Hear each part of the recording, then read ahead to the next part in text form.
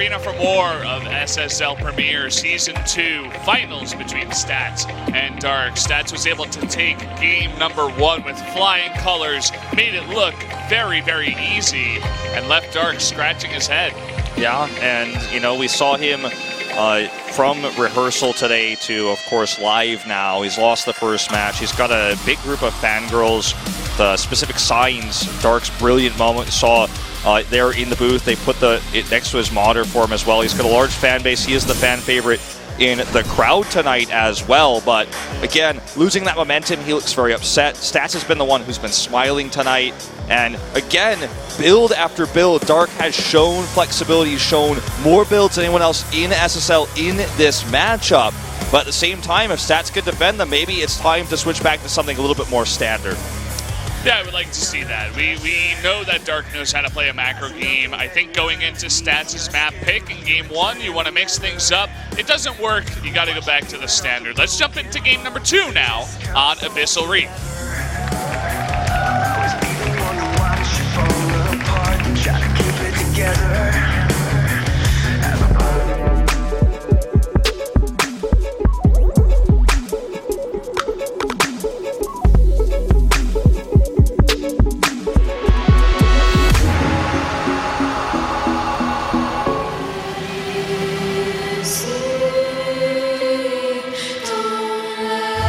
반격의 실마리다. 지금부터.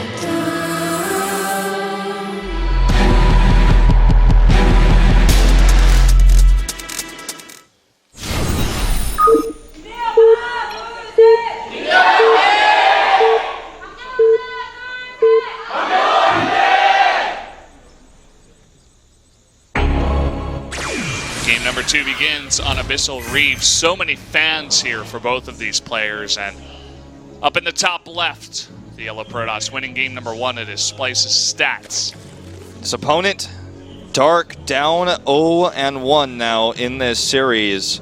Remember, both of these map picks are Stats's, so technically the way that map draft goes is you obviously pick the top map that you want to play on, and you can kind of essentially draft which ones you prefer, but the winner gets first map pick, just straight up. That's Newkirk. And then because both players will choose every map, the second map will be chosen by both players. So because Stats just puts Abyssal Reef to the top, it shoots it up the list because it's picked by both players. He prioritized it the highest. So essentially through this system, if you're an intelligent map drafter, you will get both maps that you want. So for Stats now, he's going to be feeling really good. He defended the all-in that Dark sent on his first map, and now probably wants to play a little bit more standard here on the second one.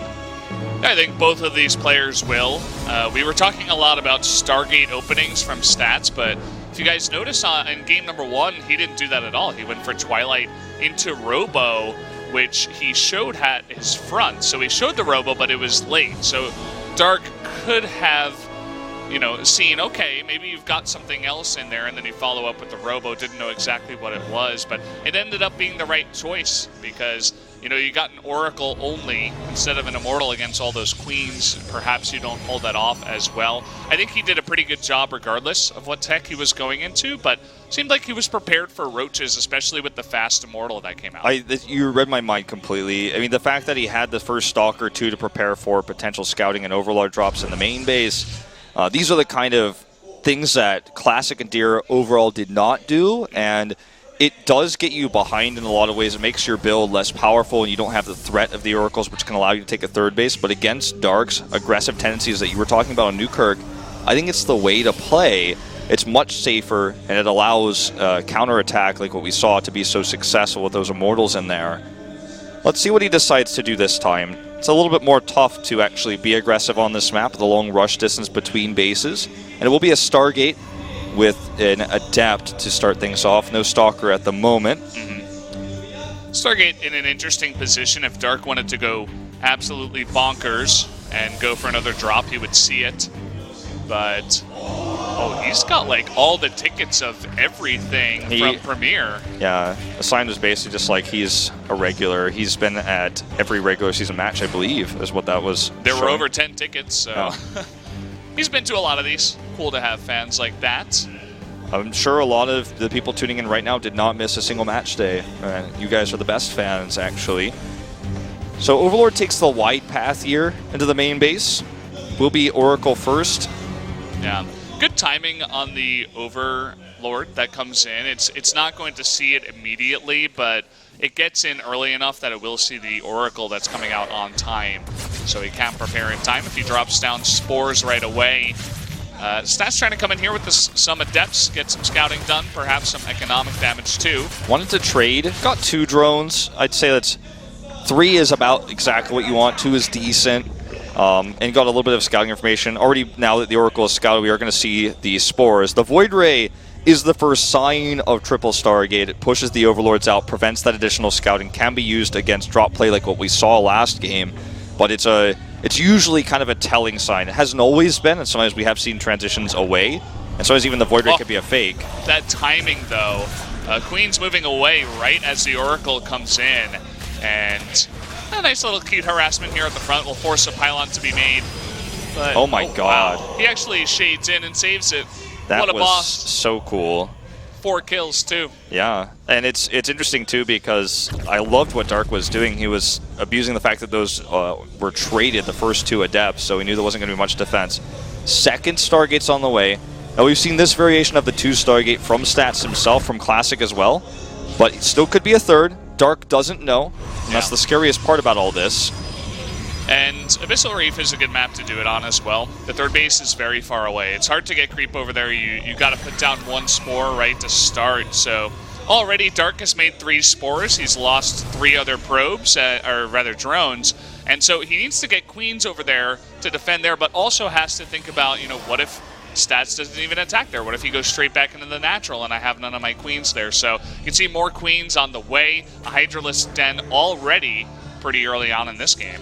It's also one of those things, too, with this type of build, where you kind of have to do a catch-all, as you're saying, because what if he just made like 5 more gateways and attacked with Adept? So you have to keep that in mind as well. So you're really just in the dark right now as a Zerg player. So Hydralisks are the safest bet, can deal with the Oracles, can deal with an Adept timing if he gets enough of them. And obviously the Adept timing is the least likely, but it's still going to be fairly safe against that. So that's why that's the build he's chosen. Is going to get the +1 for the Hydras. And the Oracles are now going to show themselves flying across the map. He cleared vision first with the Void Ray, so this is unknown to Dark. That's why he's moving away here. He doesn't have vision. You can see what I was talking about coming into effect. Queens are waiting at the natural, but he's like, okay, timing's off. I got some Hydras coming out. Let me see if I can get my Queens. But Stats, meanwhile, he's sneaking into the main.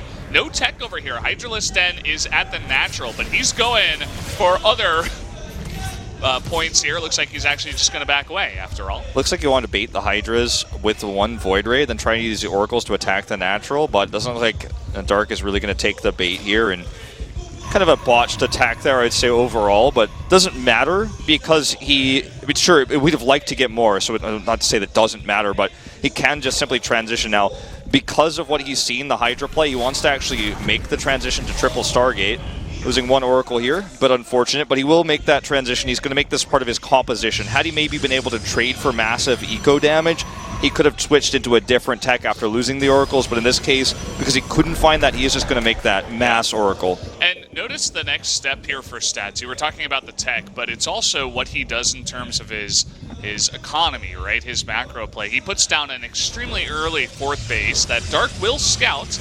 Looks like he was expecting this, but not only that, he also shuts down the 4th base of Dark for as long as possible. So he's like, okay, I couldn't get that much damage, but let me see if I can keep him on lower economy than me for as long as possible. Certainly, and this is basically a move to use this hyper of aggressive and very mobile composition to maintain vision non-stop. Those are the 2 things he's doing. Where are the Hydras and where are you expanding? Can I shut down the expansion? We're going to see a Mothership and Carriers coming out here, which he can easily afford with soon-to-be 8 gases active on 3 Stargates. In fact, we'll probably see the air weapons upgrade coming out from the Cybernetics Core very shortly.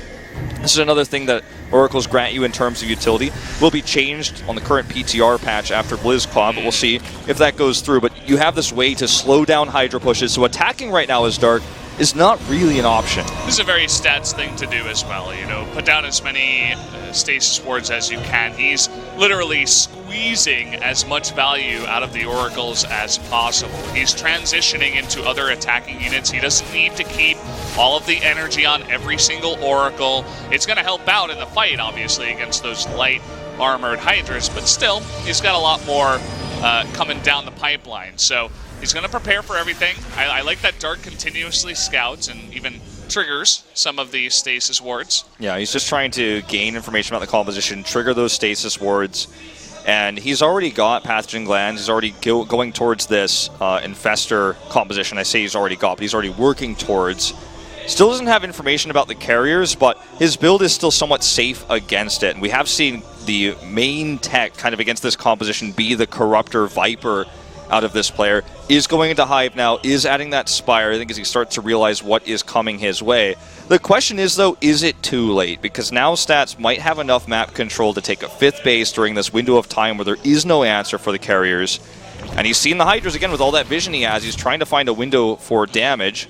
Oh, that Fungal. was a close call. Yeah. Slips out of there.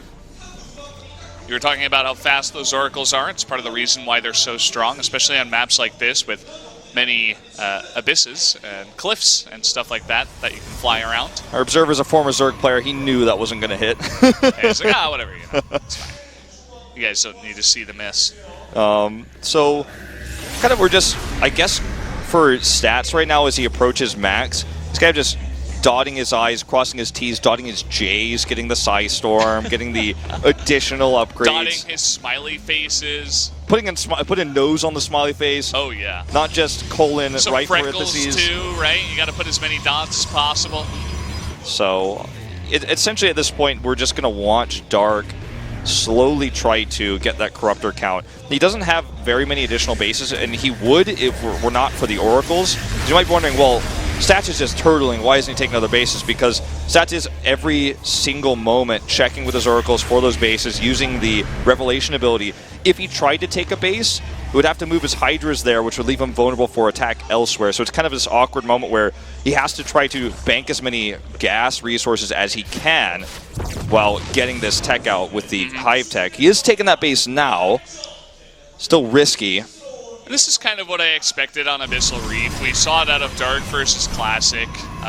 Dark just plays extremely passively, and so does Classic, especially on a map that's this defensive, and we just automatically see who can get up to the faster tech faster, or the higher tech faster. And I think it was Classic in the other game, and in this one it is Stats, but I do like that Dark is doing the same thing minus Neural Parasite. I'm sure he learned a lot from that game, and one of them was the many failures of Neural Parasite. Make more Vipers. That's another thing that I want to see. More pulls, more Corruptors. Make sure that you're dealing with the heavy air army from the Protoss in a more standard manner. But he's got everything else going for him. All the spores, the high number of infestors, but I would like to see some more stuff that he learned from his map against Classic. He has 4 Vipers on the way. He's banking a lot of Larva, and as our observer just highlighted, he has 1,300 gas. The cool way that Dark gets this comp, he doesn't max Hydras. He doesn't make the mistake of massing because he knows he doesn't need to. He's making units with his gas that build energy. He's building the most efficient gas per energy, gas per value, I guess you could say, unit, while making these static defenses. These units here, or these structures, will kill a abducted carrier. The carrier pops into those spore crawls. It's not going to last very long, especially if he targets. So the idea here is to build units that have energy that will gain value of gas over Stats instead of trying to take the whole map, which is difficult. And because he has this large contingency of Hydras too, like he's basically just trying to catch this army off guard, pull the mothership, and just win trades. Yeah. And look at what he's done this time as well. He's making even more spores than he did against Classic. This is just getting to a ridiculous amount. He's going to have 100 workers here in just a second, and that's not including all the workers that turned into spores. And now this is what I was looking for. This is how Classic won his match against Dark. Actually, it was mainly the Zealot run-bys that Dark could not deal with. He made so many spores, but he made a total of, 5 spine crawlers throughout the entire game. He needs to change that up this time around. It was funny because the spines actually died from bleeding out, essentially, when his hatchery died up to the top right. I remember the exact game you're talking about. They never really rebuilt them. He has 2,000 minerals. I'd like to see him invest a little bit more. Hell, even make a Baneling nest and leave a few Banelings around the map. Could be a way to deal with these Zealot run-bys, because this army does have to stay clumped up. It's absolutely mandatory. As the Protoss army is, when we get to these late-game expensive tech units, they need to be with kind of the little henchmen down there, the Hydras. They're going to give the damage output with these spores. But if all your units are here, it means that you're vulnerable elsewhere to the Zealot run-bys you were talking about, especially once we get eventually up to that +3, +2's almost on. Those Zealot run-bys are going to be so much stronger. See, Stats is already preparing for that. He's got double War Prism. Unfortunately, they're in the same spot. I don't know what that's all about, but this time Dark is going to be more prepared. He does have some spines on the way. You can see he is making more. He's like, oh, okay, I've seen this before. I know how to deal with this, but a lot of Hydras were just down there all the way in the bottom left. Abyssal Reef is a big map. It looks like Stats wants to start abusing some recall. That's right. Every Zerg's favorite moment in this late game, I'm sure. Oh, certainly. Of course, sarcasm duly noted, but let's see how this works, because this is one of the things Classic was able to do way better than Stats is doing. At this point in the same style of game, Classic had already killed 2 hatcheries, had sent Zealots around, and now that Spinecrawlers are finally finishing here and have messed with the AI of the Zealots, in fact, it's actually going to be a little bit tougher for Stats to find that same type of damage. More Stargates being added here as he's unwilling to risk the recall because he knows there are Vipers out, he knows there's a ton of spores, so he's looking for basically just trying to take straight-on engage trades, I think, against the spores safely as he can, and have that ready potential Void Ray Remax, the Carrier Remax with these additional Stargates. Another thing that I can compare from Dark's game against Classic versus this one is that Dark is expanding a little bit more aggressively. I think he took those bottom 2 bases a lot faster just to make sure that they get up, that he can spread the creep, that he can lay down those spines and stop the harassment. He's keeping Ultras on, nearby on the defense to make sure that those Zealots don't do too much damage. And so far, Stats, he just looks obsessed with making stasis wards. Yeah, he's just going to try to poke on the edge here. The problem with this, though, is it's not going to protect him against Fungal. He's going to lose a lot of interceptors from this. And it's not going to protect him against the Abducts. The Stasis Wards will only protect him against Hydras on the retreat, which is, as you can see here, why Dark doesn't really chase too far. Yeah. But I don't feel like it's going to be very easy for him at this stage to get much done with this. And I wonder what the transition point could be. There's no real stronger tech than late-game Fleet Beacon tech. It's not like he's going to make a Colossus transition because there's no Corruptors, so he can siege up the ground army here. Next level. This is as high-tech as it gets. He made his High Templar into Archon so he can have that larger damage output, that splash damage.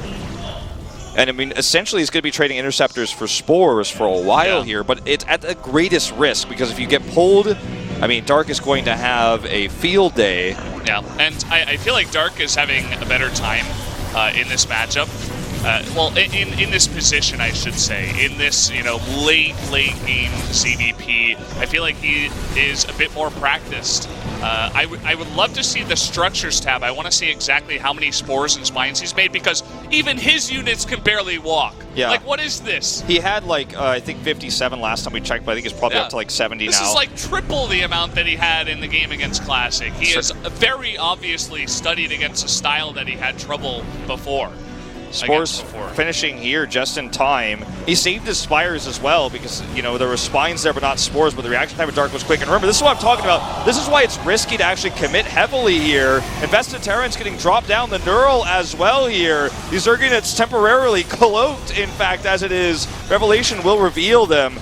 And it ends up being, again, a fairly strong trade for Stats, but he doesn't get what he wanted done with this. However, he will be able to get some damage done with these Zealots that Dark is, again, struggling to deal with.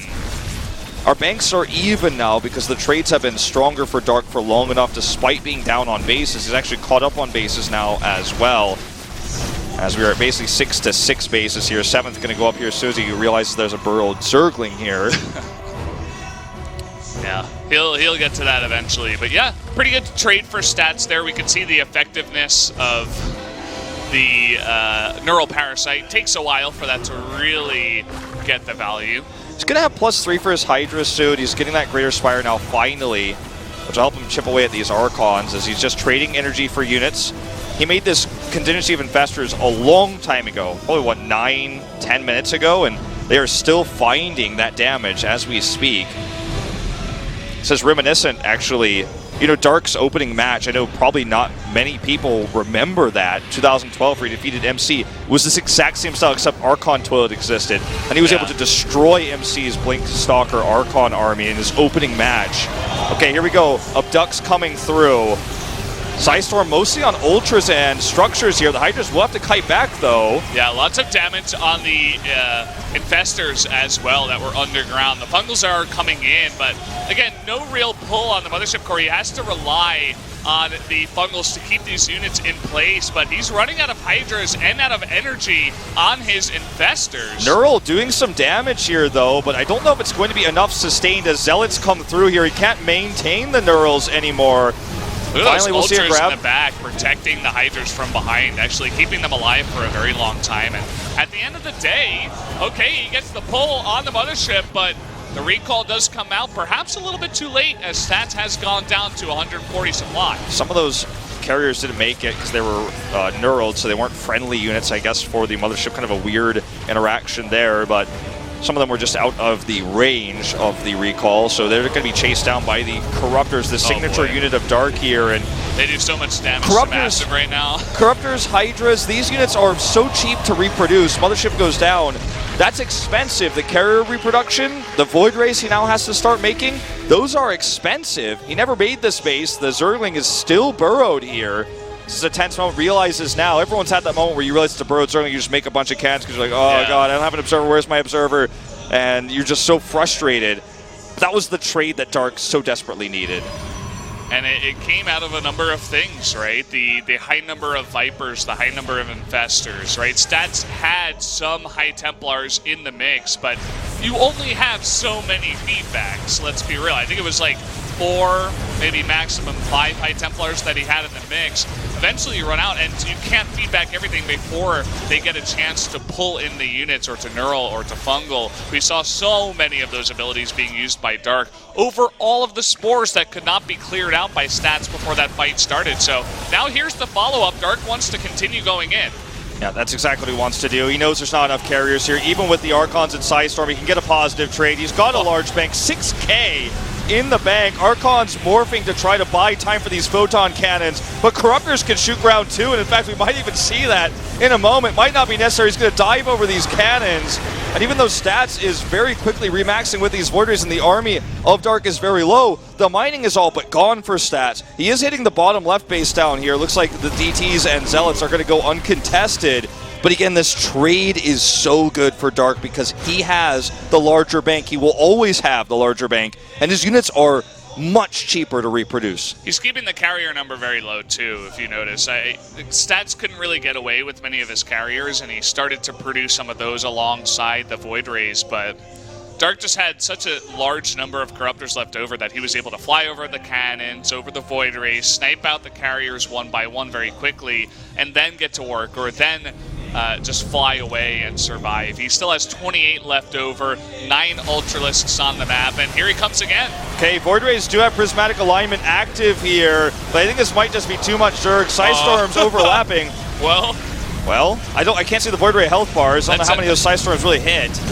Ridiculous amount of prismatically aligned Void Rays targeting down all the Corruptors, and also the Storms layering on top of that meant that Dark lost so much of his Corruptors in the sky, only 9 now. Well, at the end of the day, Stats did lose a bunch, but he's hitting down here at this bottom left base again. Looks like the Ultras were actually cleaned up by this somehow at the end of the day. Will lose this. He retook the base to the 2 o'clock, but the Protoss army is so thinned out right now. Stats had to use a lot of his minerals to remake probes even as he retakes the top right base. It was not retakes, but eventually killed that Zergling and took the top right. And now the bank for Dark went away. The bank for Stats went away in that last fight. He has a lead in bank, but he needs to make sure that Dark takes this base and it's held, which I don't know if it's going to happen with those Zealots here, and the base of the bottom left that he's retaken. He needs to keep holding on to those because, as you just pointed out, the Protoss army is more efficient at this stage when you fight Corruptors versus Void Rays. And again, it's going to be very difficult to fight this straight up without Infestors. With Infestors, different story. Yeah. Also, but he loses the base. No Storms available right now for Stats, so he's thinking about going in right now. He notices that there aren't a large number of High Templar, and he can always just go in there, snipe one Void Ray, and run away because the Corruptors are faster. And it looks like that will be the strategy here for Dark. He has remaxed, but take a look down at the bottom, guys. There's no bang for either of these players. A fantastic army right now for Dark as he mixed in 5 Vipers, and here he comes again. Okay, he's going to try to split against these Voids here. Vipers of the Parasitic Bomb coming in. Psystorm as well. Not split against, but I think this is just too much Zerg this time. Parasitic Bomb doing a huge number on these Void Rays. Stats' army is going to fall to pieces now, and that will likely be game over. Ground Army still pushing forward. No Zealots this time, just one lone DT. This Nexus is going to go down. So will this one to the Corruption. And I think that is going to be time to tap out and tie us up here in our grand finals. There you go. Dark has finally done it. He's taken out that big GG. Death Ball, and he ties up the series in game number 2. And that's going to bring us to game number 3 at a 1-1 score. Stats not having an answer for Dark that time around. Very well played. Stats was not able to accomplish what Classic did with the same composition, was never able to snipe hatcheries with his recalls, was never able to snipe hatcheries early on with the Zealots. Dark making the adjustments there you were talking about, not committing the Neural Parasite to fights, just taking those defensive engagements with Neural, not attacking with Neural, having these Spine Crawlers he added to keep those bases protected, then eventually taking better trades defensively with his defensive Spore Crawlers, his Vipers, all those Hydras. And when he had the larger bank, he had it because he took efficient trades, not because he had more bases for longer, but he made those high energy units and he made them valuable. And he realized it so early on. What, 6-7 investors early? That's all he had all game, and then just save the rest of that gas for the later max on Corruptors. Very well played from this player, and we're all tied up now.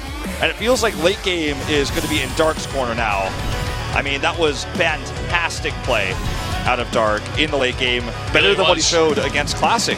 Yeah, in a different way, you know, stats look very pristine and polished in game number 1 in his defense, but the late game CDP from Dark was just that as well. And so it leaves us in a funny spot where it seems like Dark kind of controlled both games in a way, right? He was the one that went for the all-in, and I don't know what he's going to do on Roland and Frost in the future because it seems like Stats is ready against the all-ins. Let's see if he goes into another macro game here. We're jumping into Ascension Ire for game number 3.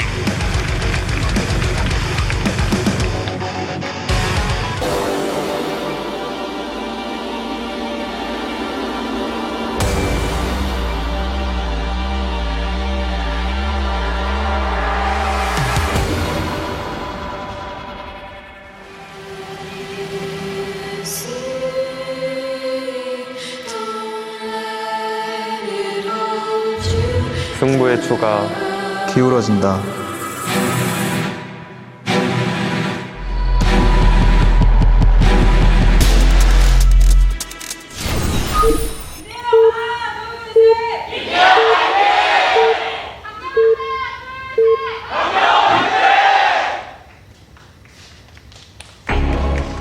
Here we go, game number 3 on Ascension to Ire starts now. It's all tied up 1-1. For this PVZ. Up in the top left, this is Stats. And his opponent to the bottom right, it is Dark, dominating that late game, and making certain adjustments to his build, or rather his response. Wouldn't call it a build where you counter that 3-gate Stargate. It's really more just of a play style. It's not an opening, but it was, in this case, a closing, I suppose you could say, for Dark. So we will see the Gate Nexus Core once again coming out for Stats on this larger map. We talked about the opening match of Dark. He is 4 years younger, the pro gamer. Stats had his opening match in 2008. Dark had his first match in the GSTL on Slayers. His opening match was against none other than MC. It was the most exciting match of that pennant race because it was LGIM against Slayers. Slayers had a title at that point. IM had MVP and SD. And Dark came out and destroyed MC in that very late game that we just watched. Sure, it was a different meta, and it was Blink Stalkers against Infestors, but it was Dark's first televised match. And even back then, he was able to take this late game style against Protoss Deathballs others Zerg struggled with. Afterwards, he died to a timing by Younghwa, and Younghwa all killed and won the series. That was 5. We can forget about that. That was 5 years ago. I know probably most people watching don't remember Slayers, don't remember that time back then, but Stats has been on KT Rolster until just last year. He's been playing since 2008, so this is his 9th year as a pro gamer. And, you know, we look back on other Zergs that disappeared, right? And it's Dark that emerged. Somehow at the end of the day became better than them. And in 5 years, he's become one of the greatest Zergs of all time, right? He and Sue are regarded to be the best Zergs at the moment. Solar and Biel a little bit below them. Rogue is up there, right? But he's surpassed players that at the time were the best. Dong Regu, right? Players like Life, Roro, Sulky, Symbol. These other Zergs he looked up to, trained with, was always the B team or two. And now he finds himself in his 3rd SSL finals. It's 5 years later. And he must feel proud to have made it this far and to have dominated this matchup. After a disappointing 2017 compared to his 2016, compared to his Pro League run, this has been a great year for Dark. And Stats Jury's been more successful. 9 top 4s in Legacy of the Void, a GSL title this year. Dark wants to repeat that performance that he had in his first SSL title, but it's got to be stressful now. He's shown so many strategies, shown so many builds in this matchup. But to see those alterations, to see those late-game adjustments, it's very, very impressive. Yeah. It was interesting to hear the interviews because we heard what they had to say, right? Stats was saying, I practice so much. He used so many different adjectives. So very ultimately, so many games, so much practice. But I feel like in the end, it was almost like he was convincing himself and his fans, like, I've practiced so much, I deserve this, I'm supposed to win. But Dark, funnily enough, did a little bit less talking in terms of his practice. He's like, yeah, I practiced, of course. You know, I prepared for this one, just like any other one. And it's like he is showing it in his play rather than saying it as much as Stats did before. He's just like, yeah, I mean, I look super practiced. I'm ready to go. And he's proved it so far in this one. And so far, this game has had an interesting start. We saw the Void Ray come out first from Stats. Yeah, Void Ray first into the Oracle. It's interesting that after the Void, we see the Drop Overlord come in, so probably wants to maybe make Stats feel like he has a false sense of security, but the Void Ray seeing those Lings heading around here, I think it's pretty obvious where they were probably headed, what they were probably intended to do. And the Void Ray verifies that again. I don't think that Dark can actually use that Drop Overlord, at least not with these Lings, all in the position it's in currently, but you can always use it later. So after showing the Void Ray, creating an Oracle, I believe he actually finished. I think that's heading down to the main base right now. He's going to make the transition. This is exactly what we were talking about in the previous set. As to, okay, he might naturally assume that it's going to be double Stargate after the Void Ray. He might naturally assume it's going to triple Stargate, but he does have to be afraid of, what if he just makes Adepts and kills me? And that's exactly what Stats intends to do here. So again, mind games coming out from this player. We'll see how many gateways come in here, how many probes he does go up to. He's making more and more Adepts here. No more probes here at 44. Usually we see, 42, 46. That's the range that you see if you're not going to use that Nexus. But we don't see any more gateways coming in.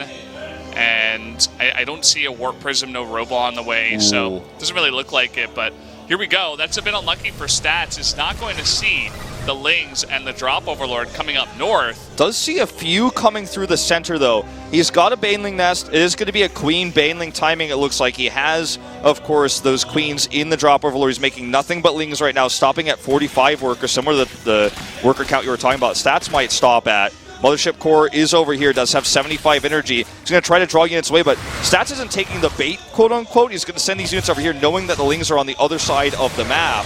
And it's kind of an awkward position here for Dark, who doesn't have that much to defend right now, as Baneling's just now finished morphing. Seems like he's almost overreacting. He grabs his stuff in position at the natural and gets some pretty sick Baneling hits, but where is the follow-up? Where are the Queens? He needs more to hold this off. So far, the Adepts haven't gotten too much damage, but it's only Adepts at this point. Gonna take out 6, 7 drones rather, in the end of it all. And my concern, too, is that Dark has that, he defends this, and he's down on workers. Sure, that's a big problem. But he doesn't have the tech that Stats is soon to have, because he made so many Zerglings. He only committed to 1 drop. 5 gates about to finish. That's going to be what he needs to kind of put the last nail in the coffin on the defense, at least, to, again, just like Game 1, counterattack and win the game. has +1 on the way. He needs to survive. He has 3 Adepts and 1 Void Ray, sure, 1 Oracle as well now. If he can get those gateways up, those gateways he didn't have earlier, he can defend this and win this game. This timing is so thin right now. So it's been thin. delayed because of Stats' attack, but he needs the High Templar, he needs the Archons, and he needs the gateways, No but here sentries. comes the attack. No sentries to protect this pylon. These gateways are unpowered, and that is the end of the overcharge here. This is, as you say, razor thin what Dark needs to accomplish with this push. He's got 38 workers to 62. He needs to end this game right now, and unpowering those gateways is a great start.